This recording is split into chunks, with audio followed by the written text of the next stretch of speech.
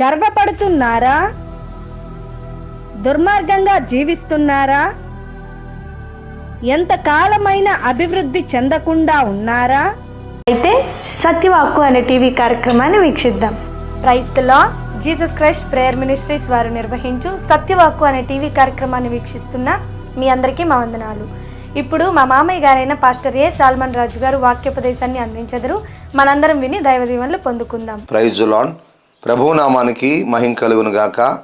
మన ప్రభువును రక్షకుడైన యేసుక్రీస్తు నామంలో సత్యవాక్కు అనే ఈ టీవీ కార్యక్రమాన్ని వీక్షిస్తున్న సహోదరి సహోదరులందరికీ వందనాలు తెలియపరుస్తున్నాం.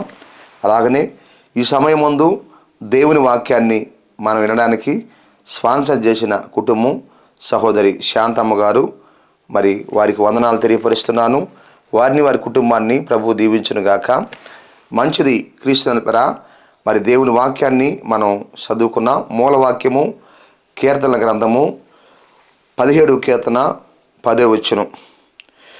వారు తమ హృదయములను కఠినపరుచుకొని ఉన్నారు, వారి నోరు గర్వముగా మాట్లాడును. ప్రార్థన చేసుకున్నాం. ప్రేమ కలిగిన మా తండ్రి, స్తోత్రాలు స్తుతులు చెల్లిస్తున్నాం.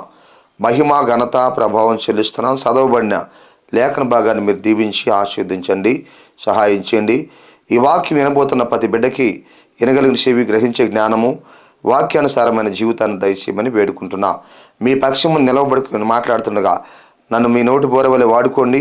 నీ బిడ్డలతో ఏది మాట్లాడాలని ఉద్దేశించినారో ప్రతి మాటను మీరు మాట్లాడి మీరు మహిమ పొందుకొని మమ్మల్ని మీరు ఆకడకు సిద్ధపరుచుకొని మా ద్వారా నశించిపోతున్న ఆత్మలు అనేక మందిని పరలోక రాజ్యానికి సిద్ధపరుచుకోమని యేసు నామములో అడుగుతున్నాను తండ్రి, ఆమేన్. మంచిది క్రీస్తునందులరా. సమయంలో దేవుని వాక్యాన్ని మనం ధ్యానం చేసుకున్నాం. మరి చదువుకున్నటువంటి ఈ యొక్క లేఖన భాగం నుంచి మరి గతంలో మనం హృదయ కాఠినత్వాన్ని గురించి తెలుసుకున్నాం. అక్కడే మనం చూసాం, వారి నోరు గర్వముగా మాట్లాడును. ఈరోజు మనం గర్వం వల్ల వచ్చే నష్టాల గురించి తెలుసుకున్నాం. మరి గతంలో మనము ఇదే రెఫరెన్స్ల నుండి హృదయ కాఠినత వల్ల, హృదయం కఠినంగా ఉన్నందువల్ల వచ్చే నష్టాల గురించి మనం తెలుసుకున్నాం. ఈరోజు గర్వంగా ఉంటే వచ్చే నష్టాల గురించి మనం తెలుసుకున్నాం. ఇక్కడ రాయబడిన మాట, వారి నోరు గర్వముగా మాట్లాడును. గర్వం వల్ల వచ్చే నష్టాల గురించి మనం తెలుసుకున్నాం. అవును కదా, దేవుడు ఇశ్రాయేలు ప్రజల గురించి మాట్లాడుతున్నాడు. వారి నోరు గర్వంగా మాట్లాడుతుంది. గమనించరా, మరి అంత గర్వంగా మాట్లాడుతున్నారు. దేవుని కార్యాలు వారు అనుభవిస్తా కూడా ఇశ్రాయేలీల ప్రజలు గర్వంగా మాట్లాడుతున్నారు. గమనించండి పిల్లరా, దాని గురించి దేవుడు మాట్లాడుతూ రాశాడు వాళ్ళ గురించి పిల్లరా. గర్వం చాలా ప్రమాదకరం పిల్లరా.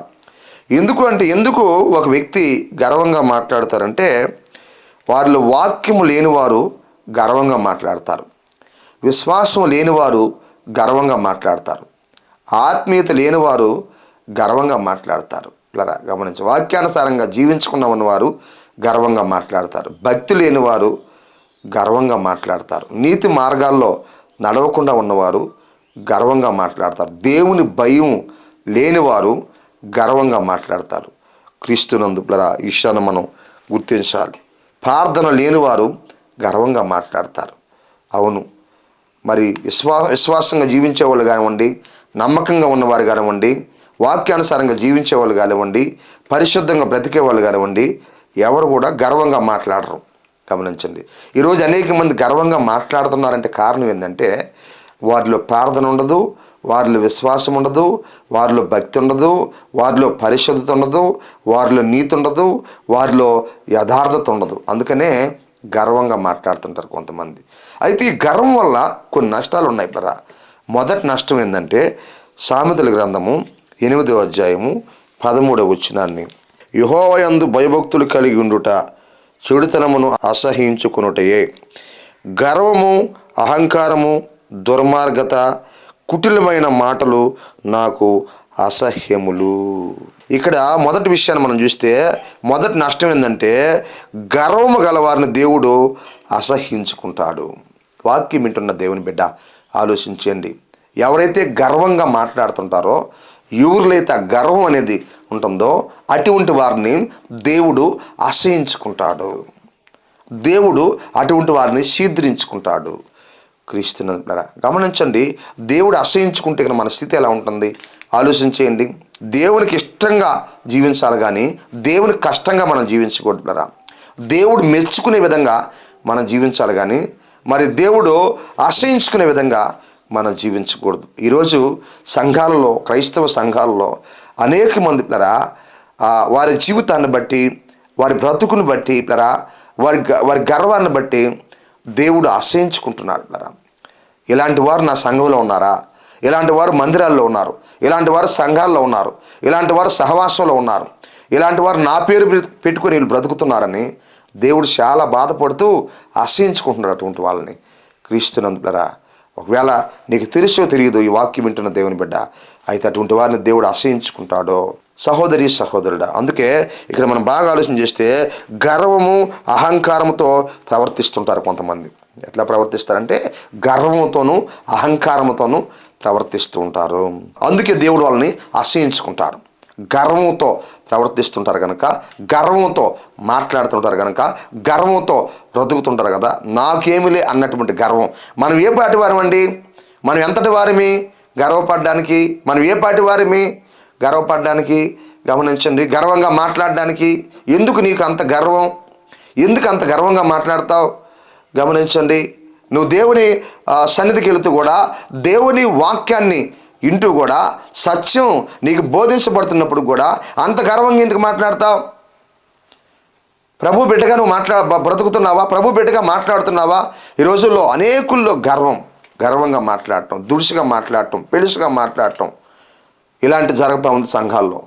గమనించండి, అందుకే ఎందుకు వాళ్ళని దేవుడు అసహించుకుంటాడు అంటే గర్వంతో అహంకారంతో మాట్లాడుతూ వస్తారు కదా. ఇది ఒకటి. రెండోది, అక్కడ మనం చూస్తే దుర్మార్గంగా జీవిస్తారు. వాళ్ళు దుర్మార్గంగా జీవిస్తారు. క్రీస్తునందు గమనించండి, అన్యాయంగా అక్రమంగా మోసం చేస్తూ బతుకుతారు వీళ్ళు. ఆ గర్వం ఉండేవాళ్ళు దుర్మార్గంగా బ్రతుకుతారు. వారి ఆలోచనలు దుర్మార్గత ఉంటుంది, వారి మాటల్లో కూడా దుర్మార్గత ఉంటుంది, వాళ్ళ ప్రవర్తనలో కూడా దుర్మార్గత ఉంటుంది.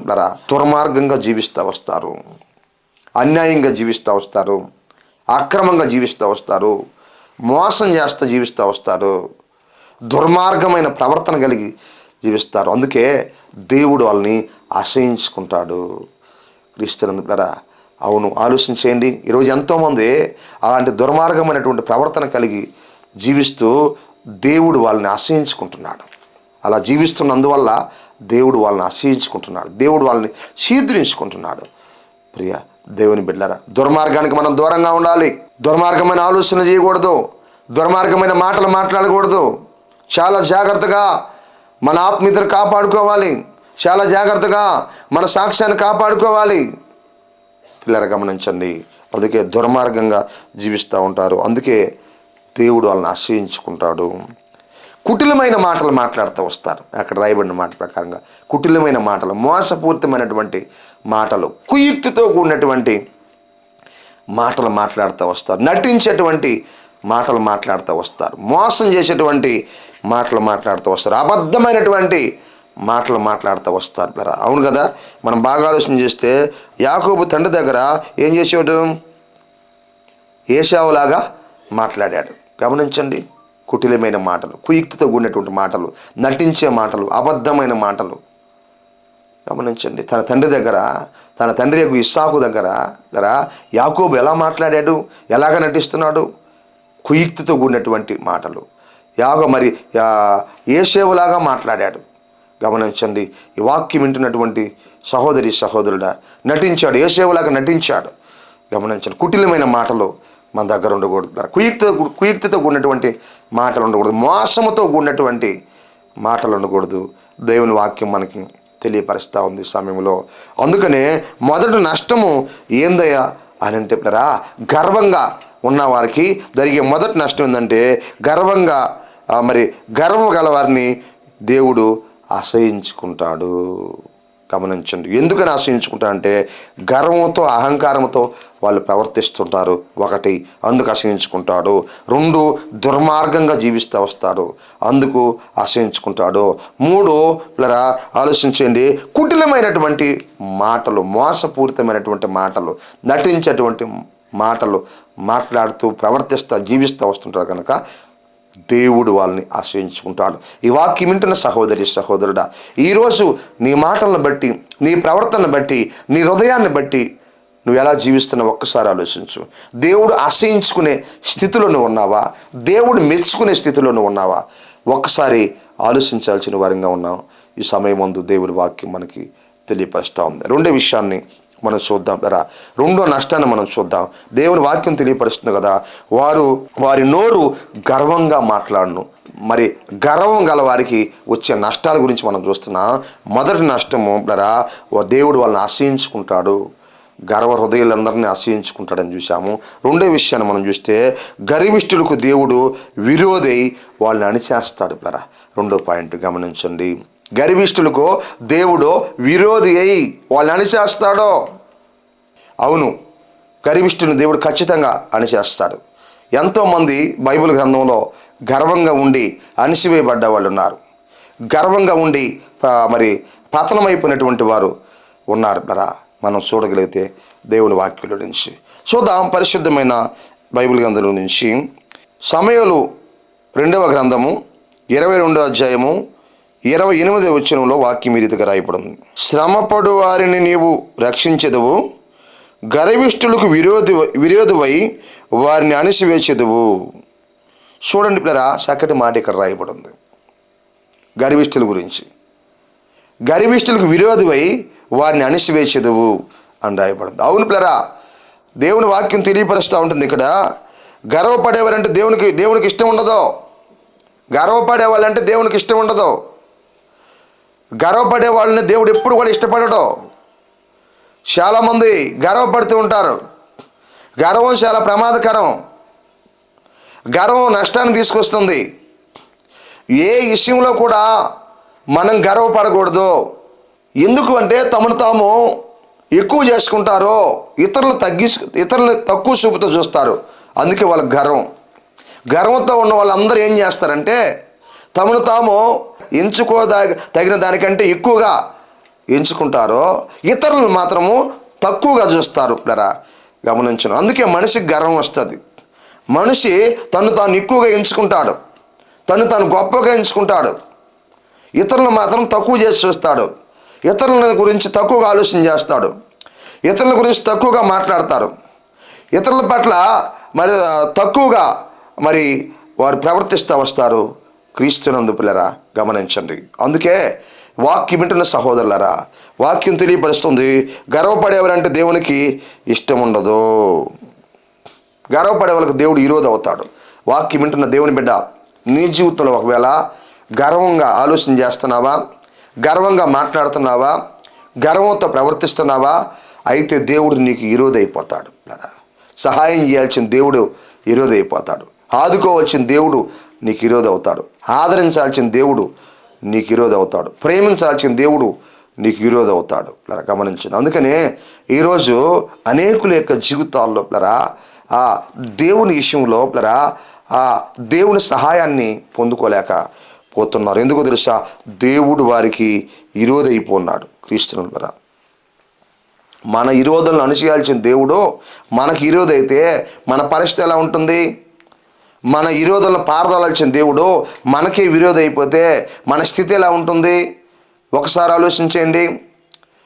ఈరోజు మనం బాగా ఆలోచన చేస్తే అనేక మంది విషయాల్లో వారు గర్వంతో ఉన్నందువల్ల దేవుడు వాళ్ళకి విరోధి అయిపోతున్నాడో, దేవుని కార్యాలు వాళ్ళు చూడలేకపోతున్నారో, దేవుని మేలు వాళ్ళు చూడలేకపోతున్నారో, దేవుని సహాయాన్ని వాళ్ళు పొందుకోలేకపోతున్నారో. గమనించండి.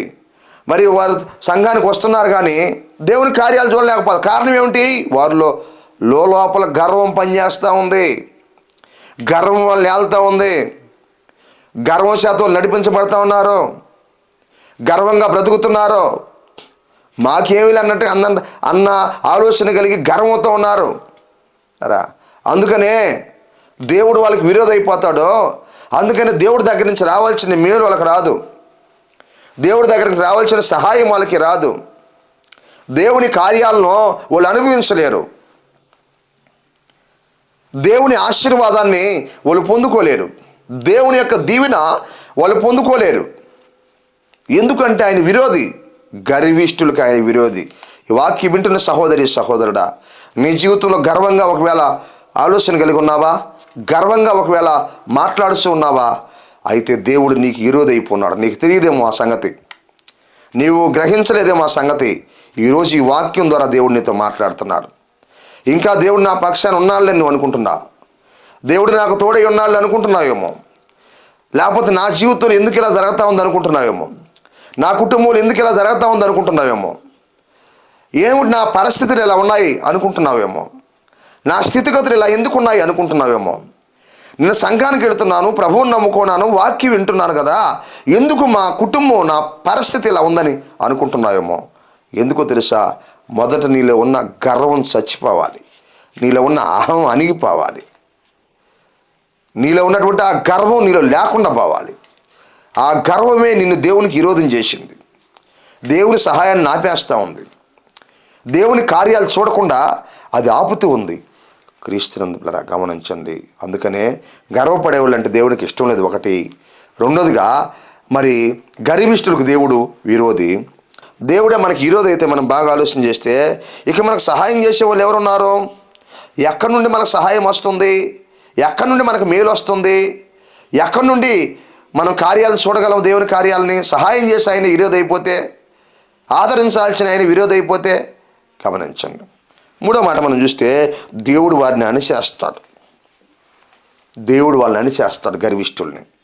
ఎంతకాలం అన్న వాళ్ళు సంఘంలో ఉండండి, సంఘంలో ఉండనివ్వండి, కానీ వాళ్ళకి ఏమాత్రం ప్రయోజనం ఉండదు, అభివృద్ధి కాలేరో. ఎంతకాలం సంఘంలో ఉన్నా, ఎన్ని సంవత్సరాలు సంఘంలో ఉన్నా వాళ్ళు అభివృద్ధి కాలేరో, వాళ్ళు ఆశీర్వదించబడలేరో, వాళ్ళు దీవించబడలేరో, వారు హెచ్చించబడలేరో. ఎందుకంటే గర్విష్ఠుని దేవుడు అణిచేస్తాడు.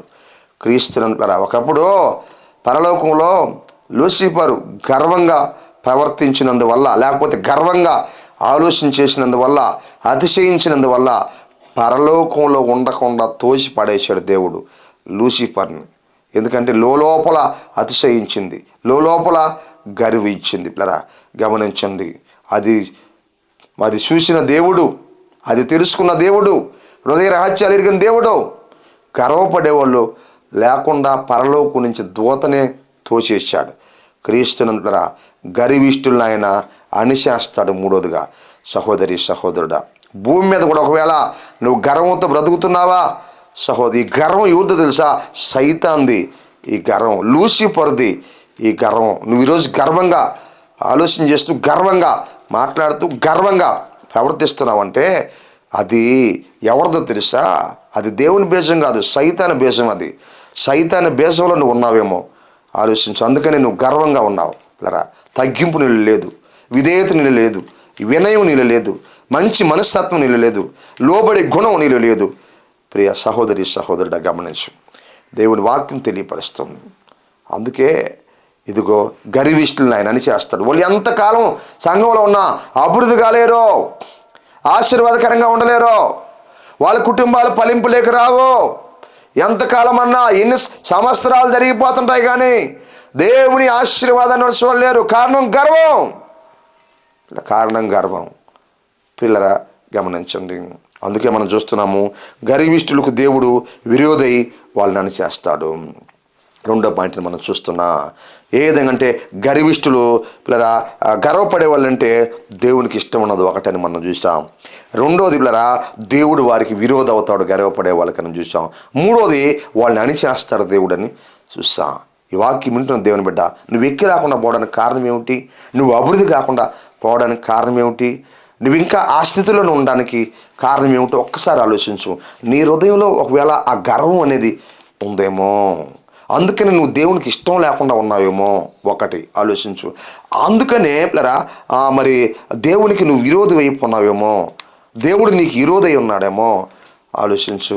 అందుకనే నువ్వు అనిశ్చయపడుతున్నావేమో ఒకసారి ఆలోచించు. అందుకనే నువ్వు అభివృద్ధి కాలేకపోతున్నావేమో ఒకసారి ఆలోచించు. ఇంత ప్రమాదకరమైన గర్వం నీకు అవసరమా? ఆలోచించు సహోదరి సహోదరుడు. అందుకనే వారి నోరు గర్వముగా మాట్లాడను. గర్విష్ఠులకు వచ్చే నష్టాల గురించి మనం చూస్తున్నాం. మొదటి నష్టాన్ని మనం చూసాం, గర్వం గల వారిని దేవుడు అసహించుకుంటాడు. రెండో నష్టము, గర్విష్ఠులకు దేవుడు విరోధై వాళ్ళని అణిచేస్తాడు. మూడో నష్టాన్ని గురించి మనం చూద్దాం. సామెతల గ్రంథము 16వ అధ్యాయము 5వ వచనంలో మనం చూస్తే అక్కడ ఒక మాట రాయబడి ఉంది. గర్వ హృదయులందరూ యెహోవాకు హేయులు, నిత్యముగా వారు శిక్ష నొందుదురు. గమనించండి, ఈ వాక్యం వింటున్నటువంటి సహోదరి సహోదరుడా, గర్విష్ఠులందరూ కూడా వాక్యుల గర్వ హృదయులందరూ యెహోవాకు హేయులు అంటే ఇష్టము లేని వారు. మూడో పాయింట్, గర్విష్ఠులందరూ గర్వ హృదయులందరూ యెహోవాకు హేయులు, నిశ్చయముగా వారు శిక్ష నొందుదురు. గమనించండి, గర్విష్ఠులకు శిక్ష ఉంది. ఒకటి, గర్విష్ఠులను ఆయన ఆశ్రయించుకుంటాడు. రెండు, గర్విష్ఠులను అణిచేస్తాడు. మూడోది, గర్విష్ఠులను ఆయన శిక్షిస్తాడు. క్రీస్తునంతరా గర్వంగా ఉన్నోళ్ళు ఎప్పటికైనా శిక్ష పొందాల్సిందే. వాక్యం చెబుతుంది, దేవుని వాక్యం మనకు తెలియపరుస్తూ ఉంది. ఈ సమయం ముందు క్రీస్తును నిశ్చయముగా వారు శిక్ష నొందుదురు. గర్వం ప్రమాదం. గర్వం నష్టంలోకి తీసుకెళ్తుంది. గర్వం సమస్యలోకి తీసుకెళ్తుంది. గర్వం ఇబ్బందులకి తీసుకెళ్తుంది. గర్వం వల్ల ఒక వ్యక్తి అభివృద్ధి పరచబడలేరు. గర్వం వల్ల ఆత్మీయంగా ఎదగలేరు. గర్వం వల్ల సమాధానంగా సంతోషంగా ఉండలేరు. గర్వం ఉన్నోళ్ళు ఐక్యంగా ఉండలేరు. గర్వం ఉన్నోళ్ళు ద్వారా ప్రమాదం తప్ప ఇంకేం ఉండదు, నష్టం తప్ప ఇంకేం ఉండదు. గర్వపడే వాళ్ళ దగ్గర గొడవలు తప్ప ఇంకేముండవు, గొడవ పడే వాళ్ళ దగ్గర. పిల్లరా గమనించండి, అందుకే వాక్యం మనం చూస్తున్నాం. పిల్లరా, గర్వ హృదయులందరూ యెహోవాకు హేయులు, నిశ్చయముగా వారు శిక్ష నొందుదురు. శిక్షించబడతారు. గర్వంతో ఉండేవాళ్ళు శిక్షించబడతారు. వాక్యం తెలియపరుస్తుంది. అందుకే 119 కీర్తన 69 వచనంలో వాళ్ళ స్వభావం ఎలా ఉంటుందో ఇక్కడ రాయబడి ఉంది. వాళ్ళు ఏ విధంగా ఉంటారో ఇక్కడ రాయబడి ఉంది. చక్కటి మాట, గర్విష్ఠులు నా మీద అబద్ధములు కల్పించుదురు. అంటే గర్విష్ఠులు ఏం చేస్తారంటే అబద్ధాలు చెప్తా ఉంటారు. గర్విష్ఠులు పిల్లలు గమనించండి, అబద్ధాలు కల్పిస్తారు, అబద్ధాలు పుట్టిస్తారు, అబద్ధాలు మాట్లాడతారు. మరి కారణం ఏంటంటే గర్వం. గర్విష్ఠులు అబద్ధాలు కల్పిస్తారో, లేని వార్తలు పుట్టిస్తారో. గర్విష్ఠులు ఏంటంటే వాళ్ళకి గర్వం. నాకేమిలన్న గర్వం, ఎవరు ఏమంటారులన్న గర్వం, నాకు నోరుందలే అన్న గర్వం, నేను గెలాయించగలనులే అన్న గర్వం. ఇలాంటి గర్విష్ఠులు అబద్ధాలను పుట్టిస్తారు. పిల్లరా, అది వారిలో ఉన్న చెడ్డ గుణం ఒకటి. క్రీస్తునందు పిల్లరా, ఈ మూడో పాయింట్లో వారిలో ఉన్న చెడ్డ గుణం ఏంటంటే గర్విష్ఠులు.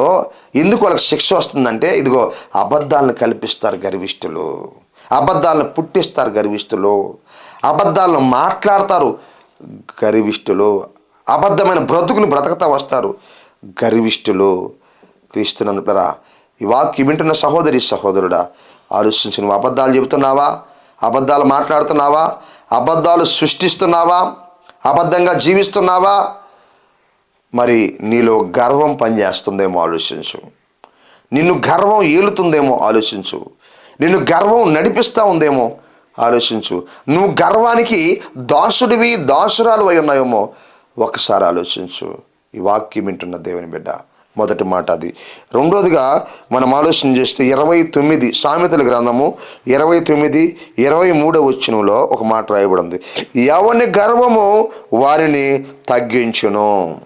చూడండి, ఎవరి గర్వము వాడిని తగ్గిస్తుంది. ఒకరోజు నీ గర్వం, ఆ గర్వమే నేను తగ్గిచేస్తుంది. ఎవరైతే గర్వపడుతుంది, ఎవని గర్వం వాడిని తగ్గించును అంటే వానికి ఇలువ లేకుండా చేస్తుంది, వానికి సాక్ష్యం లేకుండా చేస్తుంది, వానికి ఆశీర్వాదం లేకుండా చేస్తుంది, వానికి మంచి పేరు లేకుండా చేస్తుంది, వానికి మంచి బ్రతుకు లేకుండా చేస్తుంది, వానికి మంచి స్థితి లేకుండా చేస్తుంది, వానికి మంచి భవిష్యత్తే లేకుండా చేస్తుంది గర్వం. ఎవని గర్వం వాడిని తగ్గించును. నువ్వు గర్వంతో ఉన్నావా పిల్లరా? ఆ గర్వమే నిన్ను తగ్గిస్తుంది. నీకు విలువ లేకుండా చేస్తుంది, నీకు మంచి పేరు లేకుండా చేస్తుంది, మంచి సాక్ష్యం లేకుండా చేస్తుంది, మంచి బ్రతుకు లేకుండా చేస్తుంది, మంచి భవిష్యత్తు లేకుండా చేస్తుంది. ఎవరు గర్వం వాళ్ళని తగ్గిస్తుంది. ఈరోజు మిడితి పడుతున్నావా? ఈరోజు గర్వంతో ఊగుతున్నావా? గర్వంగా బ్రతుకుతున్నావా? గర్వంగా మాట్లాడుతున్నావా? నాకేమనుకుంటున్నావా? ఆ గర్వమే నిన్ను ఒకరోజు ముంచేస్తుంది. ఆ గర్వమే నిన్ను కోల్దోస్తుంది ఒకరోజు. ఆ గర్వమే నిన్ను పాడు చేస్తుంది ఒకరోజు. ఆ గర్వమే నీకు విలువ లేకుండా చేస్తుంది ఒకరోజు. ఆ గర్వమే నిన్ను అన్ని విధాలుగా నష్టాలకి తీసుకెళ్తుంది ఒకరోజు. ఆ గర్వమే నిన్ను అవమానాలకి తీసుకెళ్తుంది. ఆ గర్వమే నిన్ను ఆర్థికమైన ఇబ్బందుల్లోకి తీసుకెళ్తుంది. ఆ గర్వమే నిన్ను చాలా సిక్కులు సమస్యల్లోకి తీసుకెళ్తుంది. నా ప్రియ దేవుని బిడ్డ, ప్రభువు నిన్ను ప్రేమించి మాట్లాడుతున్నాడు. ప్రభువు నిన్ను ప్రేమించి మాట్లాడుతున్నాడు. నువ్వు నష్టపోకముందే నీతో మాట్లాడుతున్నాడు. నీలో ఒక గొప్ప మార్పు రావాలని మాట్లాడుతున్నాడు. నీలో ఒక మంచి మార్పు రావాలని ఆయన మాట్లాడుతున్నాడు. ఆలోచించు. నువ్వు గర్వంగా ఉండి ప్రార్థన చేస్తే ఒక వ్యక్తి ఆయన ఏనండో గర్వంగా ఉండి ప్రార్థన చేస్తే అంగీకరించడు. గర్వంగా ఉండి ప్రార్థన చేస్తే సమాధానాన్ని ఇవ్వడు. ఎందుకంటే దేవాలయంలోకి ప్రార్థన చేయడానికి పరిసయ్యుడు సుంకరి వెళ్ళాడు.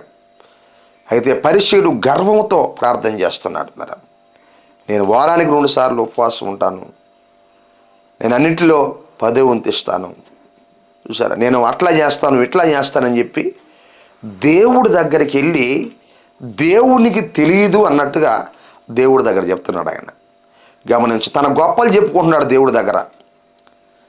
తన గొప్పలు దేవుడి దగ్గర పొగుడుకుంటున్నాడు, దేవుడి దగ్గర చెప్పుకుంటున్నాడు. దేవుడి దగ్గరికి ప్రార్థన చేయడానికి ప్రార్థన చేసినట్టు లేదు. ఆయన గొప్పలు చెప్పుకున్నట్టుగా ఉంది. పిల్లరా, గర్వముతో ప్రియ దేవుని బిడ్డలారా చెప్పుకుంటున్నాడు. గమనించండి, వాక్యం వింటున్న సహోదరి సహోదరుడా, ఇతరుల చిన్నచూపు చూస్తున్నాడు. సుంకరిని చిన్నచూపు చూశాడు. ఆ సుంకర వంటి వాడిని కాదు అంటున్నాడు. ప్రార్థన చేసే ఈ పరిచయుడికి సుంకరతో ఏం పని? దేవాలయంలోకి వెళ్ళి ప్రార్థన చేసే పరిచయుడికి బయట నిలవబడి ఎక్కడో దూరంగా ఉంటూ ఆకాశం వైపు కనులు ఎత్తుడికైన ధైర్యం జాలక రొమ్ము కొట్టుకుంటూ, దేవా పాపినైన నన్ను కరుణించమని ఒక చిన్న ప్రార్థన చేశాడు. అలా ప్రార్థన చేసుకుంటున్నటువంటి వ్యక్తితో ఈయనకేం పని అంటే, తాను గర్వపడుతున్నాడు, తాను అతిశయపడుతున్నాడు, తాను ఇతరులను తక్కువగా చూస్తున్నాడు. అదిగో ఆ సుంకర వంటి వాడిని నేను కాను అంటున్నాడు. బరా, ఆలోచించేయండి. క్రీస్తునందు బరా, అతని ప్రార్థన అంగీకరించబడిందా? లేదు. ఇతనికంటే అతడు నీతిమంతుడిగా తీర్చబడి తన ఇంటికి పోయిన వాక్యం రాయబడి ఉంది. బరా, ఆలోచించి ఇతడు దేవాలయంలోకి వెళ్ళాడు, మందిరం లోపలికి వెళ్ళాడు, ధైర్యంగా వెళ్ళాడు, ప్రార్థన చేస్తున్నాడు. కానీ ఆ ప్రార్థన దేవుడు ఆలకించలేదు. నేను మరి ఉపవాసం ఉంటున్నాను వారానికి 2 సార్లు అని చెప్తున్నాడు. నేను 10వ వంతు ఇస్తున్నానని చెప్తున్నాడు. నేను ఇంకా అట్లా చేస్తున్నాను ఇట్లా చేస్తున్నాను అన్నీ చెప్పుకుంటూ వచ్చాడు. పరా, అతిశయముతో గర్వంతో చెప్పుకుంటూ వచ్చాడు. పరా, కానీ ఇతని ప్రార్థన దేవుడు ఎన్నాడు కానీ ఆ ప్రార్థనకి జవాబునివ్వలేదు, ప్రతిఫలం ఇవ్వలేదు. కానీ సుంకర మాత్రం పరా, దేవా ఆకాశం వైపు కన్నులు ఎత్తుడికైనను ధైర్యం సాలలేదు, దేవుడున్నాడు అనుకుంటున్నాడు. పరా, కనుక గుండెలు బాదుకుంటూ రొమ్ము కొట్టుకుంటూ గుండెలు బాదుకుంటూ, దేవా పాపిని నన్ను కరుణించమని ఒక చిన్న ప్రార్థన చేశాడు. పరిచయుడు చాలా పెద్ద ప్రార్థన చేశాడు, కానీ అంగీకరించబడలేదు. సుంకర చిన్న ప్రార్థన చేశాడు, అంగీకరించబడింది. అతనికంటే అతను నీతిమంతుడిగా ఎంచబడ్డాడు. క్రీస్తు యేసునందు ప్రియ సహోదరి సహోదరుడా ఆలోచించు. అందుకనే గర్వంతో ఉండి మనం ప్రార్థన చేసినా ఆ ప్రార్థన దేవుడు అంగీకరించి ప్రతిఫలాన్ని ఇప్పుడు ఈ విషయాన్ని మనం జ్ఞాపకం చేసుకోవాలి. వాక్యం వింటున్నటువంటి సహోదరి సహోదరుడా, మనం చూస్తున్నాము, ఎవని గర్వం వాణ్ణి తగ్గించును.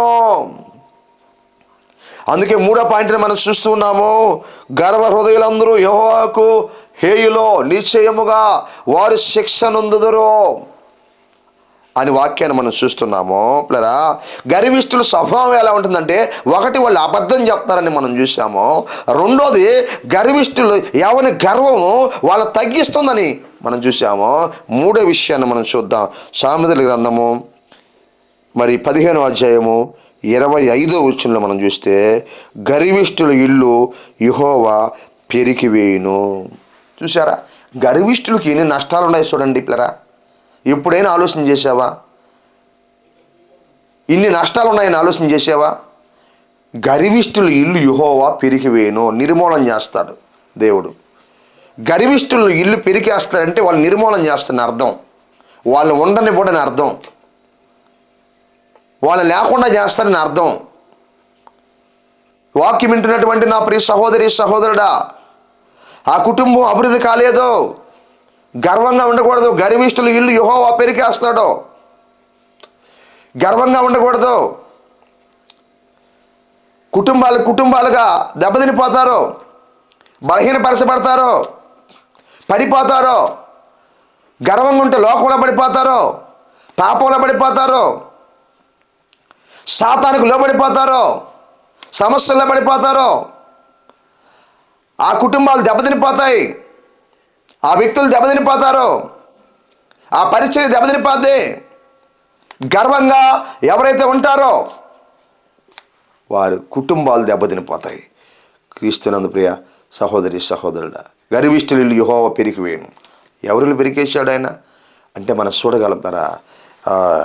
బైబిల్ గ్రంథం నుంచి మనం చూడగలం. సంఖ్యాకాండం 16వ అధ్యాయం 1 నుంచి 30వ వచనం వరకు చదువుకుంటే అక్కడ కోరాహు, దాతాను, అబీరాములు మనకు కనిపిస్తారు కదా.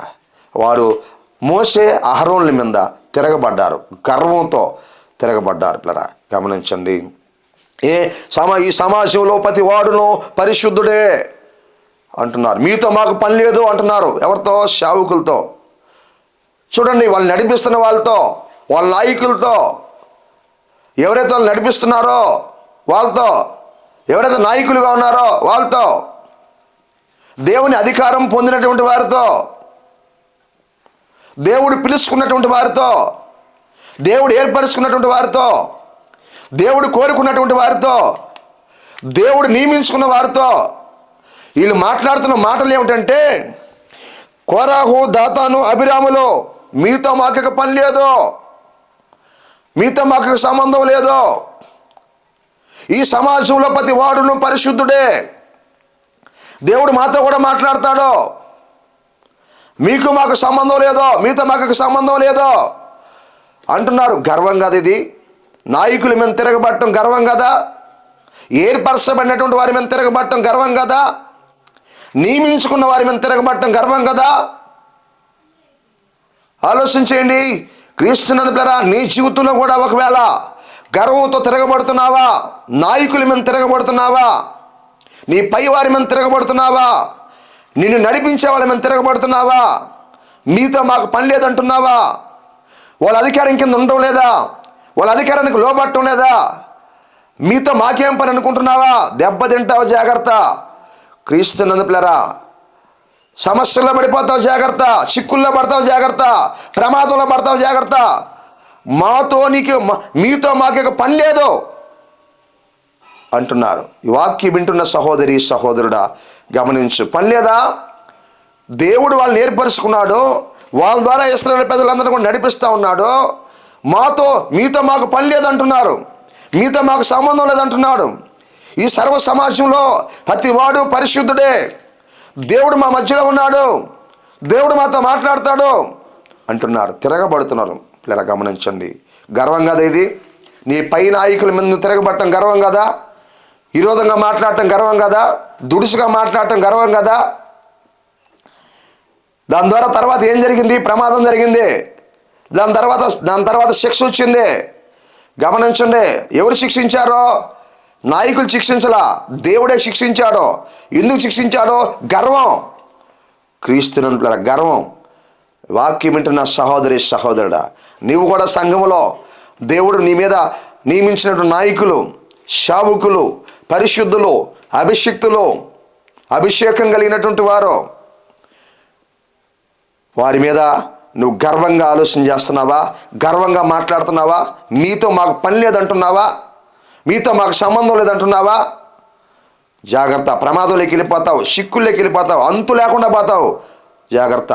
క్రీస్తునందు ప్రియ దేవుని బిడ్డ, ఆలోచించు. దేవుడి వాక్యం తెలియపరుస్తూ ఉంది ఈ సమయంలో. వీళ్ళు 250 మందిని ప్రముఖుల్ని ఏర్పాటు చేసుకున్నారు. 250 మందిని ఏర్పాటు చేసుకుని తిరగబడ్డారా. అంటే ఆ సమాజంలో ఉన్నటువంటి వారిని, ముఖ్యమైనటువంటి వారిని, పేరు పొందినటువంటి వారిని, పేరున్నటువంటి వారిని, పెద్దలుగా ఇంకా కొంతమంది ఉన్నటువంటి వాళ్ళని 250 మందిని ఏర్పాటు చేసుకొని ఇప్పుడు గర్వంగా మాట్లాడుతున్నారు. మోషే అహరోనులతో క్రీస్తును కొంతమందిని గుంపు చేసుకొని, కొంతమందిని అనుకూలపరుచుకొని, కొంతమందిని లోపరుచుకొని, కొంతమందిని ఒక సమూహంగా చేసుకొని, పేరుగాంచిన వారిని పట్టుకొని. అంతే కదా. గమనించండి పిల్లరా, సాతాను ఏం చేస్తాడంటే పిల్లరా, కొంచెం ఎవరైతే కొద్దిగా పేరు ఉంటుందో వాళ్ళ పని చేస్తాడు ముందు అపవాది, సంఘాన్ని పాడు చేయడానికి, సంఘాన్ని గలిబిలు చేయడానికి. సంఘంలో కాస్త ఎవరికైతే కొంచెంగా గుర్తింపు ఉంటుందో, కాస్త ఎవరికైతే పేరు ఉంటుందో, కాస్త ఎవరైతే బాగా పాటలు పాడగలుగుతారో, కాస్త ఎవరైతే కొద్దిగా వాక్యం చెప్పగలుగుతారో, కాస్త ఎవరైతే సాక్ష్యం చెప్పగలుగుతారో, కాస్త ఎవరైనా పరిచర్య చేయగలుగుతారో, కొద్దిగా ఎవరికైతే ఒక సాక్ష్యం ఉంటుందో, మంచి సాక్ష్యం, కొద్దిగా ఎవరికైతే మాకు మంచి పేరు ఉంటుందో, ఎవరికైతే ఒక్కరంత గుర్తింపు ఉందో, అటువంటి వాళ్ళకి వేస్తుంది వల సాతానుడు పిల్లరా. అటువంటి వాళ్ళకి వలేసి ఆ తర్వాత వాళ్ళని లోపరుచుకొని వాళ్ళ ద్వారా ఇంకా సంఘంలో కొంతమందిని వాళ్ళు సమకూర్చుకొని ఆ తర్వాత దైవ సేవకుల మీద తిరుగుబాటు చేస్తారు. ఆ తర్వాత సంఘం మీద తిరుగుబాటు చేస్తారు, గర్వంగా మాట్లాడతారు. క్రీస్తుని వీళ్ళు కూడా 250 మందిని ఏర్పరుచుకొని పిల్లరా ఆ తర్వాత విరోధంగా గర్వంగా మాట్లాడుతున్నారు. ఈ వాక్యం వింటున్నటువంటి సహోదరుల తర్వాత ఏం జరిగింది? క్రీస్తుని పిల్లరా దేవుని శిక్ష వాళ్ళ మీదకి వచ్చింది. ఆ తర్వాత ఏం జరిగింది పిల్లరా? కోరాహు అయితేమి, దాతాను, అభిరాములు పిల్లరా వాళ్ళు గర్వించి వాళ్ళ కుటుంబాలతో కూడా శిక్ష అనుభవించారు. వాళ్ళతో పోలేదు ఆ శిక్ష. వాళ్ళ భార్యలు, వాళ్ళ బిడ్డలు, వాళ్ళ ఆస్తి అంతా కూడా నిర్మూలం అయిపోయింది. దేవుని శిక్షకు, దేవుని ఉగ్రతకు గురైపోయింది పిల్లరా. గమనించండి, భూమి నోరు తెరిచి మరి ఈ ముగ్గురిని మింగేయడం జరిగింది. వాళ్ళ కుటుంబ సభ్యుల్ని, వాళ్ళ పిల్లల్ని, వాళ్ళకి కలిగిన ఆస్తి అంతా కూడా మింగేయడం జరిగింది భూమి. క్రీస్తుని భూమి నెరవేర్చింది పిల్లరా. గమనించండి, సర్వ సమాజంలో ఉన్న వాళ్ళందరినీ పక్కుచ్చిమన్నారు పిల్లరా. వాళ్ళ గుడారాల దగ్గర నుంచి గుడారాలతో కూడా కూలిపోయినాయి. వాళ్ళ ఇళ్ళు కూలిపోయినాయి, వాళ్ళ గుడారాలు కూలిపోయినాయి. వాళ్ళు కూలిపోయారు, వాళ్ళ భార్యలు కూలిపోయారు, వాళ్ళ పిల్లలు కూలిపోయారు, వాళ్ళ ఆస్తి కూలిపోయింది, వాళ్ళ సంపాదన కూలిపోయింది. అప్పటికి ఏది సంపాదించుకున్నారో అంతా కూడా ఇదిగో అంతా కూలిపోయింది పిల్లరా. భూమి కప్పెట్టేషన్. కారణం ఏంది? వాక్యం చెప్తుంది కదా, గర్విష్ఠులు ఇల్లు యెహోవా పెరికివేయును. పెరికేశ్వర వాళ్ళ గుడారాలు, పెరికేశ్వర వాళ్ళ ఇల్లు. క్రీస్తునందు ప్రియ దేవుని బిడ్డ, ఎంత ప్రమాదం! గర్వంగా బ్రతకడం, గర్వంగా జీవించడం, గర్వంగా ప్రవర్తించడం ఎంత ప్రమాదం. ఈరోజు అనేక కుటుంబాలు కూలిపోవడానికి కారణం ఏంది? పడిపోవడానికి కారణం ఏంది? దూరం అయిపోవడానికి కారణం ఏంది? కొంతకాలం సంఘంలోకి వచ్చి కూడా సంఘంలోకి వచ్చి రక్షించబడి కొంతకాలం మంచిగా జీవించి ఆ తర్వాత ఈరోజు అంతు లేకుండా పోయారంటే కారణం ఏమిటి? ఈరోజు సంఘంలో లేరంటే కారణం ఏమిటి? ఈరోజు ఆ పొందుకున్న రక్షణ కూడా కోల్పోయారంటే కారణం ఏమిటి? మరలా లోకంలో పడిపోయారంటే కారణం ఏమిటి? మళ్ళా పాపంలో పడిపోయారంటే కారణం ఏమిటి? గర్వం. అందుకే వాళ్ళ కుటుంబాలు తిరిగి పతనం అయిపోయినాయి. క్రీస్తునందు ప్రియ దేవుని బిడ్డలారా, అందుకనే 17 కీర్తన 10 వచనం రాయబడింది పిల్లరా, వారి నోరు గర్వముగా మాట్లాడను. గర్విష్ఠులకు ఉండే నష్టాల గురించి మనం చూసాం పిల్లరా. గర్వంగా ప్రవర్తించే వాళ్ళు లేక గర్వంగా జీవించే వాళ్ళకు ఉండే నష్టాలు, 3 నష్టాల గురించి మనం చూసాము. గర్వము గల వారిని దేవుడు అసహించుకుంటాడు 1. 2, గర్విష్ఠులకు దేవుడు విరోధై వారిని అణిచేస్తాడు. 3, గర్వ హృదయులందరూ యెహోవాకు హేయులు, నిశ్చయముగా వారు శిక్ష నొందుదురు. గర్విష్ఠులు అబద్ధాలు మాట్లాడతారు. ఎవరి గర్వాన్ని తగ్గిస్తుంది? గర్విష్ఠులు యెహోవా పెరికివేయును. క్రీస్తు యేసునందు నా ప్రియ దేవుని బిడ్డలారా, ఆలోచించండి. ఎన్ని ప్రమాదాలున్నా గర్వం నీ దగ్గర ఉందేమో ఆలోచించు. దాన్ని ఇప్పుడే యేసు నామములో దాన్ని ద్వారపరచు. యేసు నామములో ఒప్పుకో. నీకోసం ప్రార్థన చేయడానికి దైవ సేవకులుగా మేము ప్రార్థన చేస్తున్నాం. మరి తలలు ఉంచుకున్నాం, ప్రార్థన చేసుకున్నాం. ప్రేమ కలిగిన తండ్రి వందనాలు, స్తుతులు స్తోత్రాలయ్యా. నీవెవరిని శిక్షించడానికి రాలేదు ప్రభువా. అయ్యా 2026 సంవత్సరాల క్రితం కన్నిమరియమ్మ గర్భమందు జన్మించారు ప్రభా. సర్వ మానవాళ్ళని రక్షించడానికి వచ్చారు ప్రభా. నీ స్తోత్రాలు చెల్లిస్తున్నాను, కృతజ్ఞతలు చెల్లిస్తున్నాను ప్రభా. నీ మాట వెనకపోవడం ద్వారా, నీ మాటకు లోబడకపోవడం ద్వారా అనేక మంది రోజు నష్టపోతున్నారయ్యా. మనిషిని పాపం నుంచి చిడిపించడానికి మీరు ఈ లోకంలోకి వచ్చి ప్రాణం పెట్టి రక్తం గార్చి సమాధి చేయబడి తిరిగి లేచి మృత్యుంజయుడి పరలోకానికి ఆరోహణమయ్యారు ప్రభా. నేడు రేపు రాబోతున్నారు, సంఘానికి వర్తమానాన్ని అందిస్తున్నారయ్యా. నష్టపోకూడదని, గర్వంగా ఎవరు బ్రతకూడదని, గర్వంగా జీవించకూడదని వాక్యాన్ని మీరు తెలియపరిచారు. ఇదన స్తోత్రాలు. ఎంతమంది బిడ్డలైతే ప్రభా గర్వాన్ని ఇడిచిపెట్టడానికి సిద్ధంగా ఉన్నారు, ప్రతి బిడ్డని ఈ సమయంలో మీరు దర్శించండి, ప్రతి హృదయాన్ని మీరు దర్శించండి, ప్రతి ఒక్కరిలో గొప్ప మార్పు తీసుకోరండి ప్రభా. అయ్యా గర్విష్ఠులు నాయన, గర్విష్ఠులు మీరు ఆశ్రయించుకుంటారని చూసాము నాయన. అయ్యా గర్విష్ఠులు అణిచేస్తారని చూసామయ్యా. అయ్యా ఆ గర్విష్ఠులు కూలిపోతారని చూసామయ్యా. నీ స్తోత్రాలయ్యా, నీ కృతజ్ఞతను చెల్లిస్తున్నాం. ఇన్ని ప్రమాదాలు నష్టాలు ఉన్నాయని తెలుసుకున్నాం. వీళ్ళందరినీ మీరు బలపరిచి కార్యం చేసి కృప చూపించి వాక్యాన్ని స్పాన్సర్ చేసినటువంటి కుటుంబం సహోదరి శాంతమ్మ గారి కుటుంబాన్ని దీవించి ఆశీర్దించి, వాళ్ళ కుటుంబాన్ని బిడ్డలను దీవించి ఆశీర్దించి బలపరచమని అడుగుతూ ప్రార్థిస్తూ శుతిస్తూ చిన్న ప్రార్థన దీవించమని యేసు నామములో అడిగి వేడుకుంటున్నాం తండ్రి, ఆమేన్. మన పరమ తండ్రి అయిన దేవుని ప్రేమ, ఆయన కుమారుడైన యేసుక్రీస్తు వారి కృప, పరిశుద్ధాత్మ దేవుని కనుని సావాసము ఇక్కడ గుండి మనకి భూలోకున్న సకల పరిశుద్ధులందరికీ ఇప్పుడు ఎల్లప్పుడూ సదాకాలము తోడై ఉండి నడిపించును గాక, ఆమేన్. ఇంతవరకు దేవుని వాక్యాన్ని శ్రద్ధగా అయిన మీ అందరికీ ప్రభు యేసు నామములో వందనాలు. దేవుడు మిమ్మల్ని దీవించి ఆశీర్వదించును గాక, ఆమేన్. మీ ప్రార్థన అవసరతలకు సంప్రదించవలసిన మా ఫోన్ నంబర్లు 9959458024 మరి యొక్క నంబర్ 9640495124. మా అడ్రస్ కోడూరు కండ్రిగా, సోస్త్రికం, టీపీ గూడూరు మండలం, నెల్లూరు జిల్లా. మీ అందరికీ మా వందనాలు.